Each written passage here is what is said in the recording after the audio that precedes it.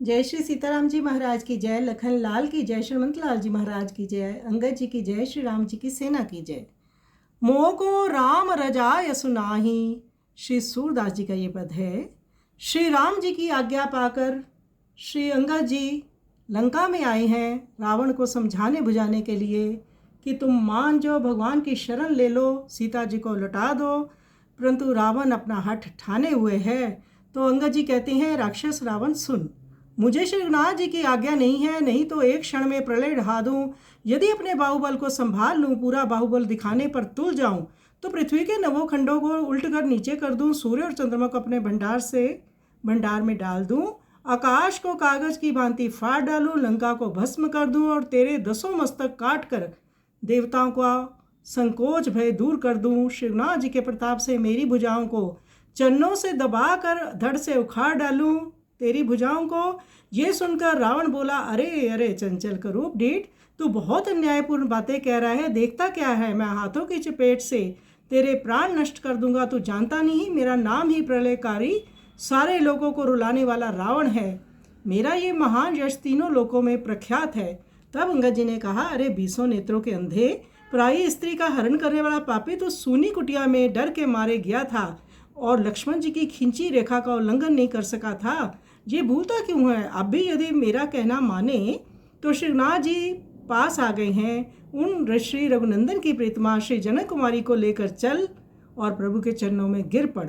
श्री सूरदास जी कहते हैं, तब रावण मन में सोचता है, यदि संकट पड़ने पर मैं शरण में आया हूँ, ये पुकार करूँ तो क्षत्रिय शूर नहीं कहलाऊंगा।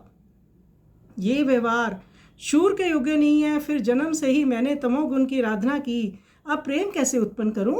अब भक्ति कैसे हृदय आ सकती है? अब तो यही संयोग आ बना कि मरकर भगवान शंकर का अपना धाम कैलाशवास प्राप्त करूं। ये 10 मस्तक भगवान शंकर के निर्माल्य हैं, उनको चढ़ चुके हैं, इन्हें श्री राम के चरणों से कैसे स्पर्श कराऊं?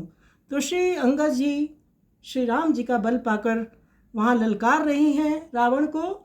और रावण अपना हठ इसलिए ठाने हुए है क्योंकि वो चाहते हैं कि अब मेरी सदगति भगवान के राम के हाथों से अगर मैं हठ ठाने रहूँगा तभी होगी। तो इस तरह से ये भजन श्री सूरदास जी ने बड़ा सुंदर लिखा है। आइए सुंदर पद का हम श्रवण करें।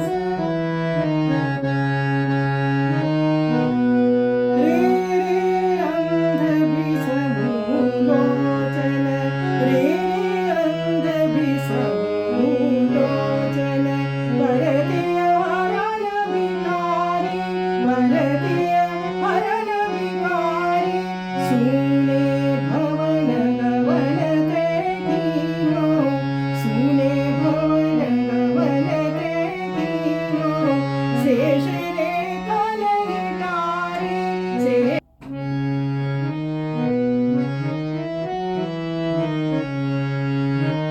अजमो गयो सुने जो मेरो अजमो गयो सुने जो मेरो आए निकट मुरारी आए निकट मुरारी जनक सुतान चले पायनी परी जनक सुतान चले पायनी परी श्री रघुनाथ प्यारी श्री रघुनाथ प्यारी